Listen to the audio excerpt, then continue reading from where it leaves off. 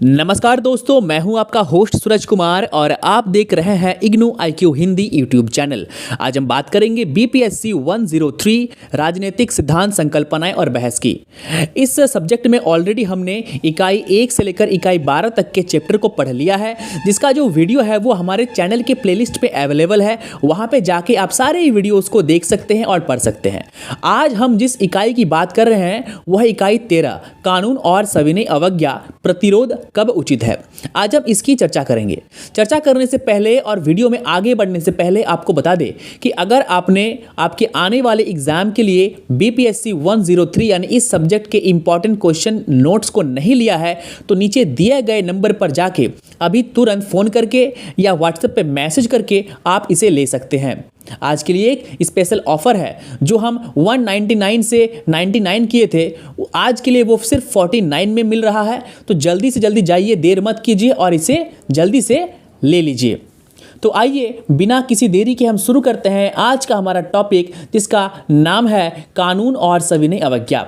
इसमें हम सबसे पहले पॉइंट को समझेंगे, कानून का अर्थ क्या होता है, कानून किसे कहते हैं। हम लोग हमेशा अपने बोलचाल में, बातों में कानून का जिक्र करते हैं कि तुमको कानून नहीं पता, तुम क्या मुझे कानून सिखा रहे हो, कानून के हाथ लंबे होते हैं, कानून अंधा होता है। तो ये कानून है क्या, ये कानून किसे कहते हैं। देखिए, कानून का मतलब होता है नियम, शिष्टाचार। कानून जो है, कोई भी कानून, मैं वो कोर्ट कचहरी के कानून की बात नहीं कर रहा हूँ, मैं थाने पुलिस के कानून की बात नहीं कर रहा हूँ। आपके जीवन में भी एक कानून है, आपके जीवन का भी एक नियम है। उस सिद्धांत से, उस नियम से और उस कानून से ही जो है वो आप चलते हैं। आपके घर का एक नियम है, स्कूल का अलग नियम है। तो नियम ही क्या है, कानून है। जब उस नियम को सख्ती से पालन करने को कहा जाए तो वो कानून बन जाता है। अब मान लीजिए कोई स्कूल है, ठीक है, उस स्कूल में कहा गया कि 100% अटेंडेंस चाहिए, मतलब चाहिए। अगर उससे 1% भी कम होता है तो आपको एग्जाम में बैठने नहीं दिया जाएगा।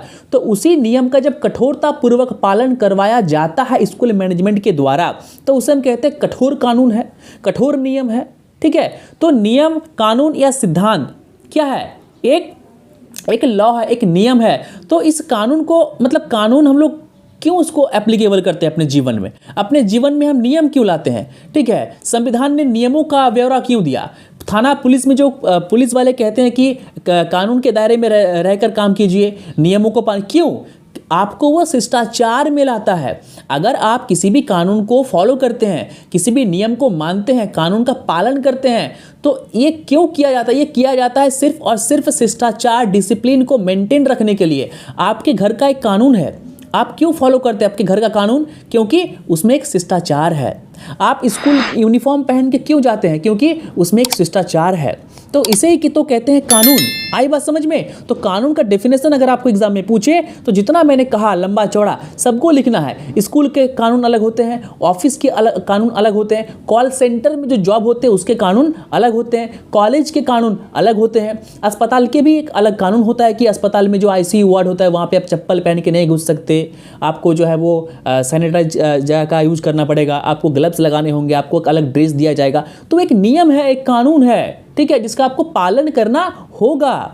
ठीक है, और यही नियम, यही शिष्टाचार को जब कठोरता पूर्वक पालन करवाया जाता है, कठोरता पूर्वक मतलब अगर नहीं करोगे तो दंड मिलेगा। तो अगर पहले वो नियम था, लेकिन जैसे उस नियम को हमने कठोरता पूर्वक पालन करवाया कि इस नियम को तुम नहीं मानोगे तो तुम्हें दंड मिलेगा, तो फिर वो कानून का रूप ले लेती है, जब उसे एक आधार मिलता है। ठीक है, चलिए अब आगे हम पढ़ेंगे परंपरावादी। देखिए, परंपरावादी का क्या, परंपरावादी माने क्या, जो परंपरावाद को माने, जो परंपराओं को माने। अब मैं अपने निजी में, मैं अपना खुद का व्यक्तिगत में बोल रहा हूँ कि मैं एक परंपरावादी हूँ। मैं अपने आदर्शों को लेकर चलता हूँ, मैं अपनी परंपराओं को लेकर चलता हूँ। ठीक है, मैं ऐसा कोई भी काम नहीं करना चाहता जिससे मेरे सम्मान को ठेस पहुँचे। मैं ऐसा कोई भी काम नहीं कभी करता कि जिससे मेरे सम्मान को हानि हो। लोग मुझे 2-4 बात सुनाए तो मैं परंपरावादी हूँ, मैं पुराने ख्यालात का हूँ, मैं उन सभी चीज़ों को लेकर चलता हूँ जो मेरे पूर्वजों ने मुझे सिखाया, जो मेरे माता पिता ने मुझे सिखाया।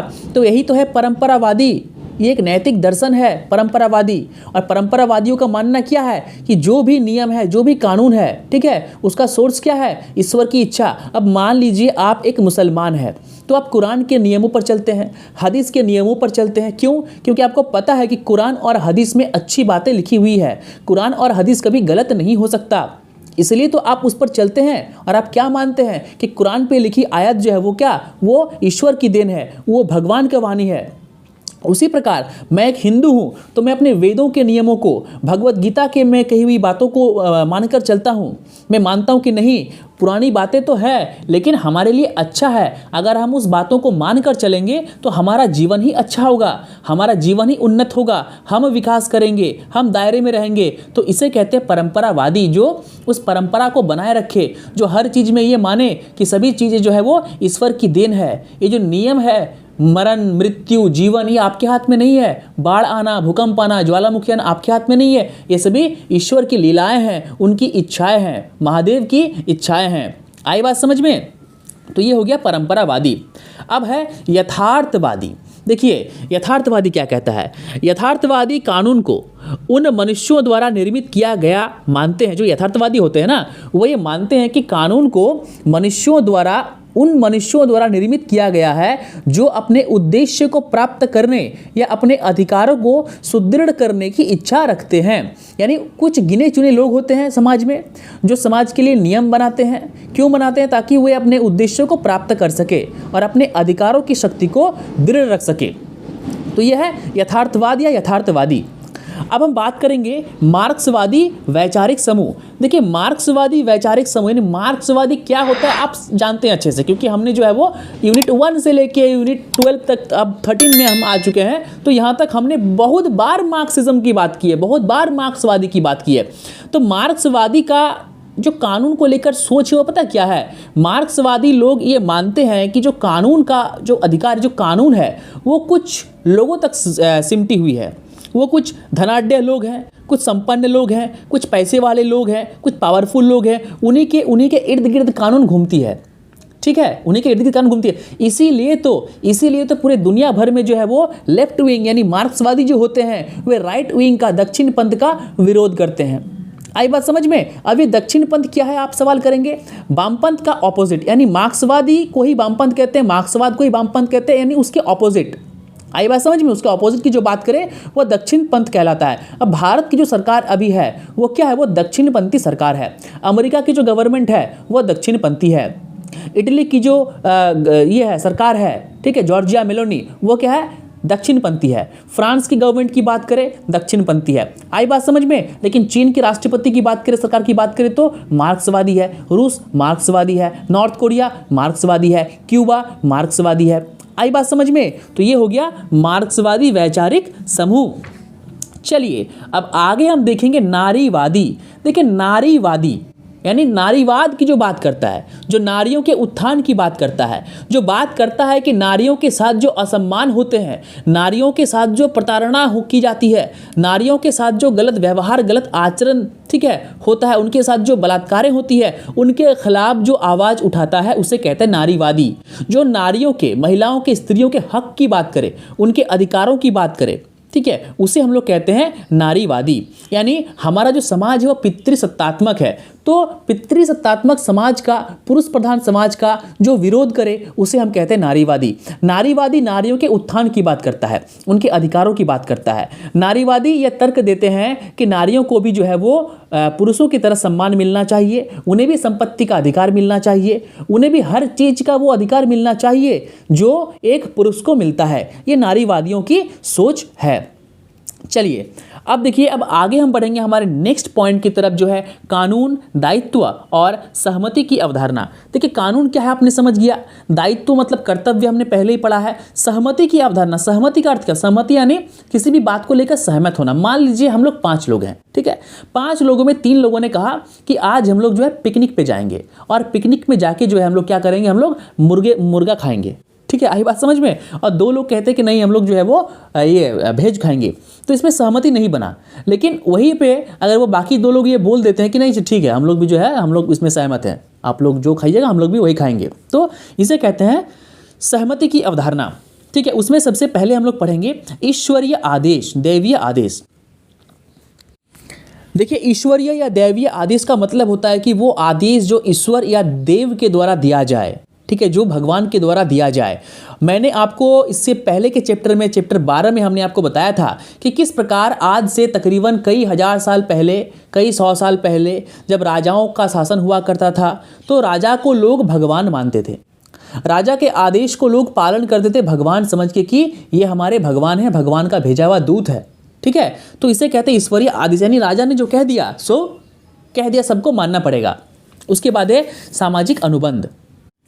अब सामाजिक अनुबंध क्या है? देखिए, सामाजिक अनुबंध परंपरा के जो दार्शनिक हुए हैं, जो लोग हुए हैं, जो इसको मानते हैं, उनका तर्क है कि राज्य को यानी देश को मनुष्यों द्वारा अपने विशेष उद्देश्यों के अनुरूप बनाया गया था। यानी मनुष्यों ने इस देश को बनाया था, ठीक है, अपने अनुसार। उन्हें जैसा देश चाहिए, उन्हें जैसा, अब मान लीजिए कि आपने एक ज़मीन खरीदी, ठीक है, अब आप उस पर घर बनाएंगे, तो आप जो उस पर घर बनाएंगे तो वो आपके अनुसार बनाएंगे कि मेरे अनुसार बनाएंगे? क्योंकि रहना उसमें आपको है, ठीक है, आप उसके उस जगह की ज़मीन के मालिक हैं, तो ऑब्वियसली बात है कि घर जो है वो आप अपने अनुसार बनाएंगे, अपने नियम के अनुसार बनाएंगे।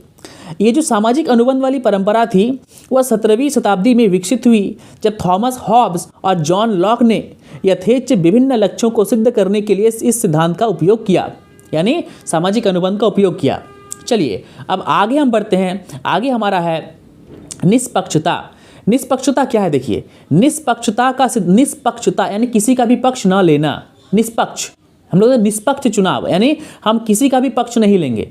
जो न्यूट्रल होगा हम उसकी बात करेंगे, जो सत्यवादी होगा हम उसकी बात करेंगे। हम किसी का भी पक्ष नहीं लेंगे, किसी का भी हम फेवर नहीं करेंगे।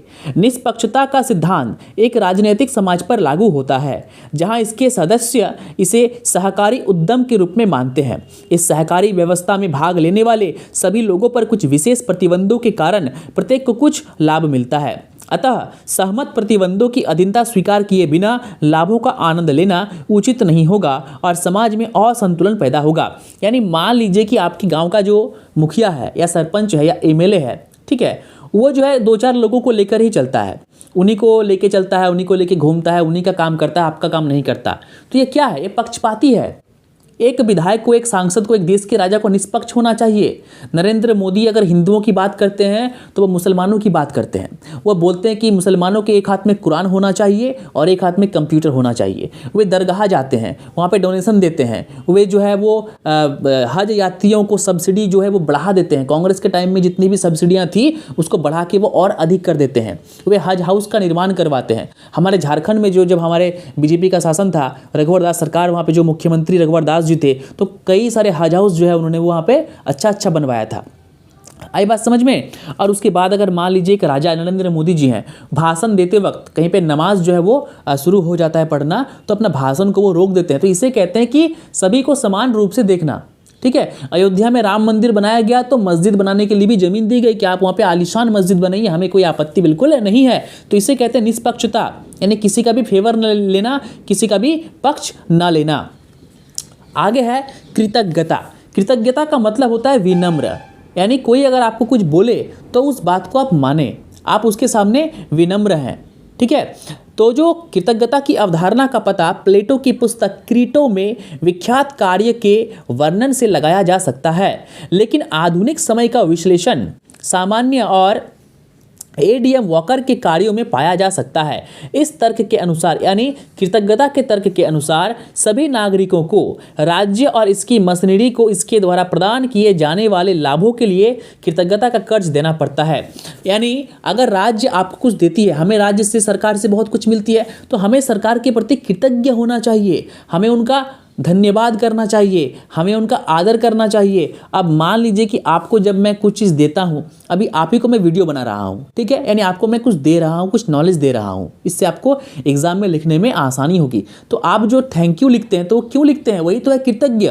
आप अपनी कृतज्ञता व्यक्त करते हैं मेरे प्रति कि सर आपका थैंक यू, आपने इतनी अच्छी वीडियो जो है वो बनाई है। और सही में मैं आप लोगों का भी थैंक यू मैं बोलना चाहूँगा कि आप लोग जो इतना अच्छा कमेंट करते हैं। और मैं देखिए, मैं हमेशा कहता हूँ कि मुझे आपसे कुछ नहीं चाहिए, अगर आपको वीडियो अच्छी लगी हो ना तो आप एक थैंक यू लिख दीजिए, मनोबल काफ़ी बढ़ जाता है। कई लोग लिखते हैं थैंक यू, अच्छा पढ़ाते हैं सर आप, बहुत ही अच्छा लगता है, समझाने का तरीका आपका काफ़ी यूनिक है, लाइव एग्जाम्पल देते हैं आप, हमारे जीवन से जुड़ी हुई, घर से जुड़ी हुई, घर का एग्जाम्पल देते हैं, मम्मी पापा भाई बहन का एग्जाम्पल देते हैं।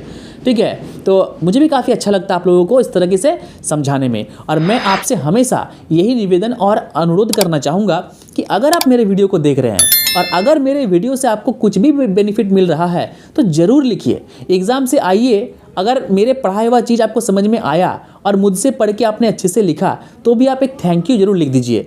ठीक है, आई बात समझ में? चलिए, क्योंकि आप लोग मेरी एक फैमिली है। कुछ ऐसे लोग हैं जो रेगुलर वीडियो को देखते हैं, मैं देखता हूँ कि वो कमेंट कर रहे हैं, व्हाट्सएप पे मैसेज करते हैं कि सर आज काफ़ी अच्छी जो है पढ़ाई हुई, मज़ा आ गया सर। तो मुझे भी काफ़ी अच्छा लगता है। ठीक है, और मैं चाहता हूँ कि ये जो फैमिली है ना, अभी लगभग 1400 की फैमिली है, ये फैमिली एक की थी, 1 से 1400 में आ गई, और इस फैमिली को मैं चाहता हूँ कि अब मैं 1 लाख तक पहुँचाऊँ इस फैमिली को। आई बात समझ में? चलिए आगे बढ़ेंगे। आगे है सहमति। तो सहमति और सहमत होना, सहमति प्रतिबंध हमने पहले ही पढ़ लिया है। ठीक है, तो इस पर हम जो है अधिक अपना टाइम वेस्ट नहीं करने वाले हैं। चलिए, अब है राज्य और प्रतिरोध। देखिए, राज्य और प्रतिरोध क्या होता है? राज्य और प्रतिरोध, राज्य तो हो गया देश, और प्रतिरोध का अर्थ होता है विरोध करना। अब मान लीजिए सरकार आपके लिए कोई कानून जो है वो बना रहा है, ठीक है, लेकिन आपकी सहमति वहाँ पे नहीं है। आप ये मानते हैं कि इस कानून के आने से आपको समस्या हो सकती है, समाज के किसी वर्ग को, किसी धर्म को, किसी पंथ को उसमें कठिनाई हो सकती है, दिक्कतें आ सकती है। ठीक है, तो आप उसका विरोध कर सकते हैं खुल के, और ये विरोध करना आपका प्राकृतिक अधिकार है।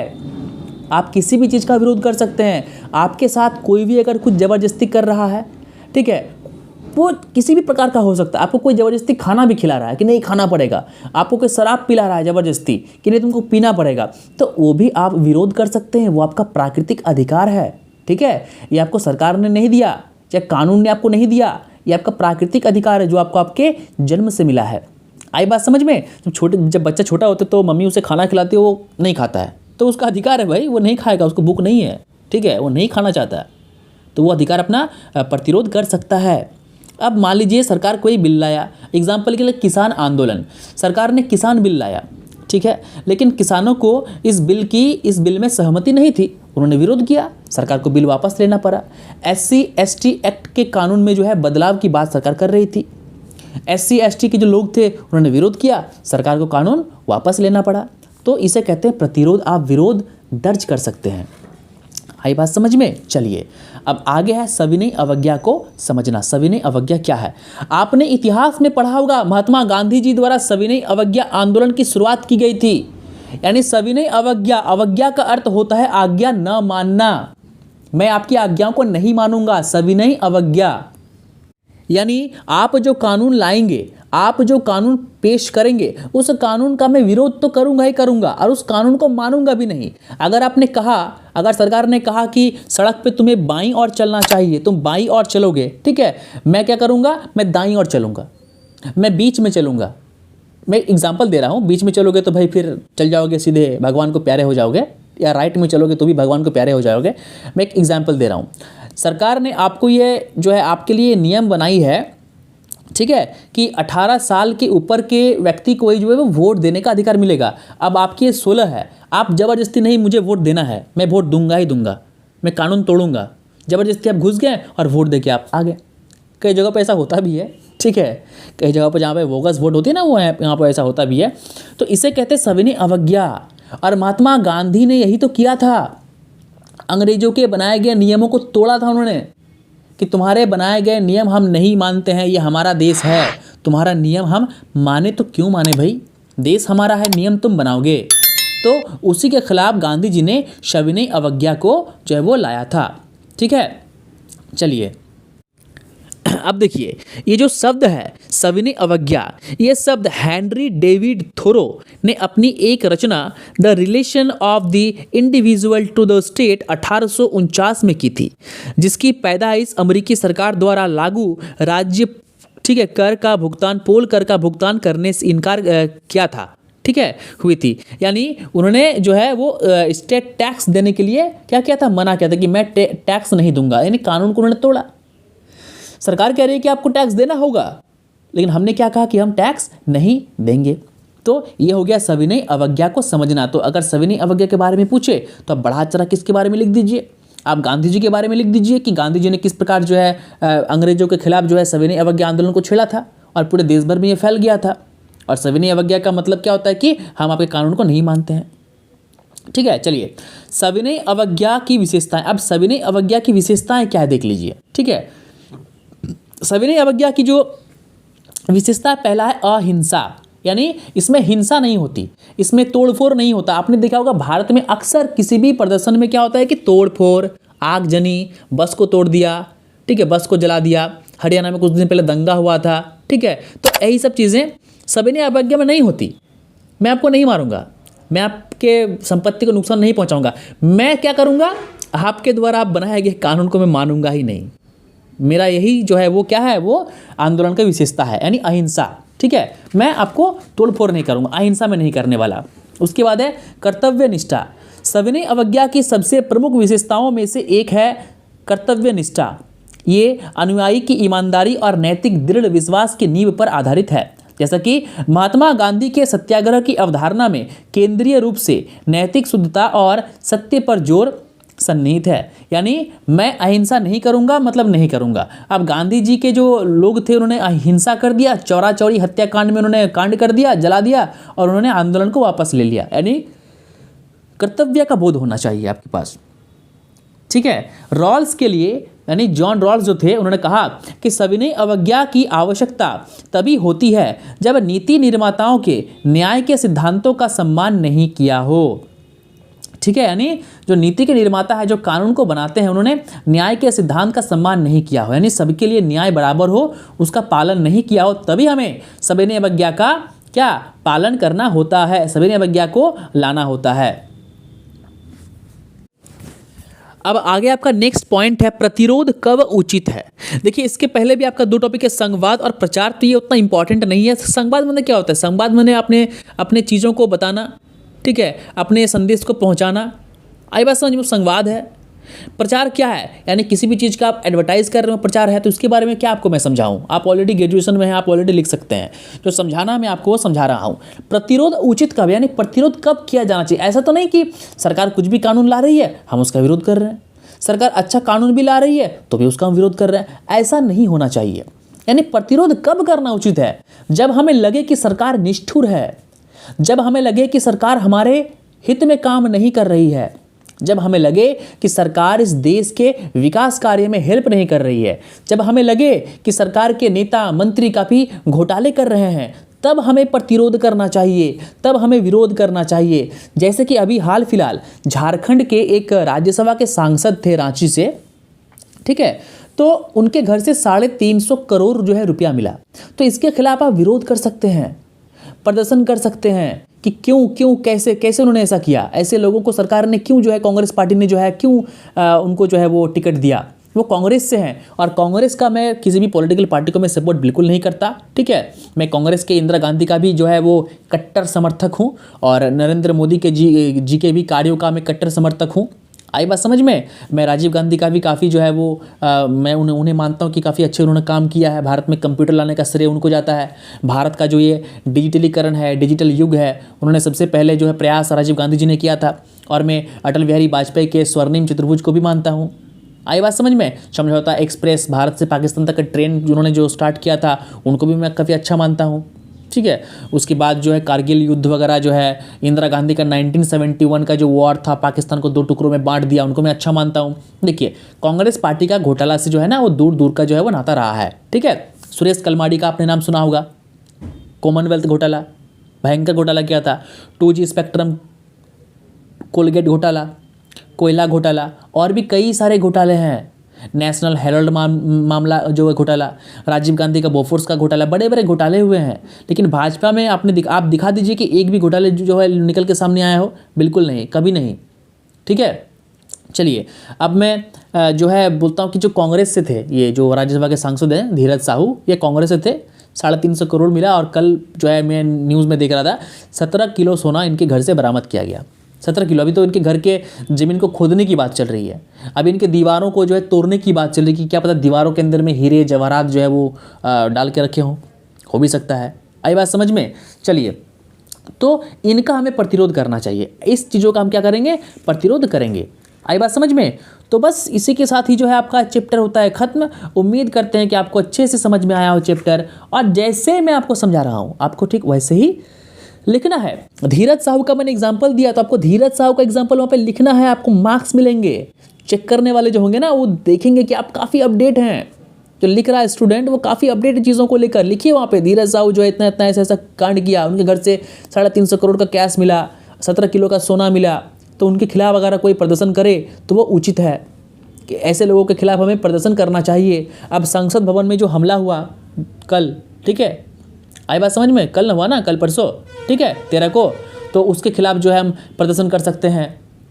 चीज़ों कहीं पे आतंकवादी हमला हो गया उसके खिलाफ हम प्रतिरोध कर सकते हैं। अब सरकार किसान बिल लाई, इसके खिलाफ किसानों ने क्या किया, प्रतिरोध जताया। सरकार ने SC ST बिल में संशोधन की बात की, किसानों ने इसमें क्या प्रदर्शन किया। सरकार एक ग्रुप डी की वैकेंसी नहीं निकाल रही थी रेलवे की, छात्रों ने प्रदर्शन किया, प्रतिरोध किया। तो ये सभी उचित है, लेकिन जो उचित नहीं है उन्हें भी नहीं करना चाहिए। तो इसी के साथ आपका चैप्टर होता है ख़त्म। अगर आपको ये यूनिट अच्छे से समझ में आया हो तो थैंक यू जरूर लिख देना भाई। और एग्ज़ाम में पढ़ के अगर आप अच्छे से आपका जब नंबर आ जाएगा ना तो भी आप एक थैंक यू मुझे व्हाट्सएप में कर दीजिएगा, ठीक है। और मुझसे जुड़े रहिए, टेलीग्राम चैनल का लिंक दिया हुआ है, टेलीग्राम चैनल से जुड़ के रहिए।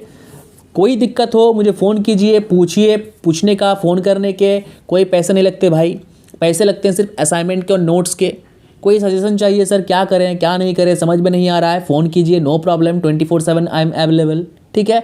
और एक बात, जो सब्जेक्ट मैं नहीं पढ़ाता हूँ, ठीक है, उसका सवाल मुझसे बिल्कुल मत किया कीजिए।